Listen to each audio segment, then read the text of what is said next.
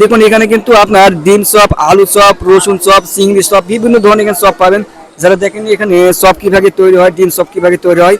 আর এটা হচ্ছে বিভিন্ন জায়গায় কিন্তু পাওয়া যায়, বিভিন্ন জায়গাতে বিশেষ করে শহরে পাওয়া যায়। আর এগুলো কিন্তু গ্রাম অঞ্চলে মোটামুটি অনেকটা কম পাওয়া যায়। আর দেখুন এখানে চিংড়ি চপ, রসুন চপ, আলু চপ, ডিম চপ বিভিন্ন কোয়ালিটির এখানে সবকিছু পাওয়া যাচ্ছে। আচ্ছা দেখুন কিভাবে তৈরি হচ্ছে আমি আপনাদের দেখাচ্ছি একটু। আমি একটু দাম জানার চেষ্টা করি এগুলো কত টাকা পিস বিক্রি করতেছে আর দেখুন কিভাবে তৈরি হচ্ছে। আর যিনি দোকানদার তার সাথে কথা বলি। 20 টাকা পিস, 30 টাকা পিস, 50 টাকা পিস। আচ্ছা এই চিংড়ি যেভাবে তৈরি করতেছে আপনার এক্সপিরিয়েন্স কিরকম? 50। না আপনি কত বছর যাবত ধরে করতেছেন? এটা 15 বছর। 15 বছর। জি। মানে কষ্ট কিরকম? ভালো। ভালো তাই না? জি।